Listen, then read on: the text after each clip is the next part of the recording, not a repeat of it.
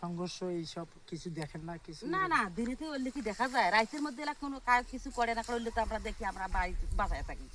দিনের মধ্যে কি এই যে চোরা কারবারি হয় না তো? এই যে ঘাট আছে, ভারত বাংলার আছে। আচ্ছা, ধন্যবাদ সবাইকে। আসসালামু আলাইকুম, আশা করি সবাই ভালো আছেন। যে যেখান থেকে ভিডিওটা দেখছেন, এই যে এখানে দেখাচ্ছি, এটা কিন্তু ভারতের তার কাটার বেড়া, এটা এদের ক্যাম্প। এই যে এটা হলো বর্ডার, এই যে এটা হলো আপনার স্যাটেলাইটটা ওদের। এই যে দেখেন, আমি আস্তে আস্তে ঘুরে দেখাচ্ছি। এই যে এটা হলো আপনার, এই যে বাচ্চপের মধ্যে যে এই যে চাংড়াটা দেখতে পাইতেছেন, এখানে কিন্তু বিএসএফরা বসে থাকে, ভারতের পলায়া থাকে জঙ্গলের ভিতরে। আপনারা দেখেন, আসলে এমন একটা দৃশ্য এখানে, মানে এই দৃশ্য এখান দিয়ে বসে, এখানে বিএসএফ বসে থাকার কারণ হলো রাত্রের বেলায় এখান দিয়ে চোরা কারবারিরা বেশি পার হয়।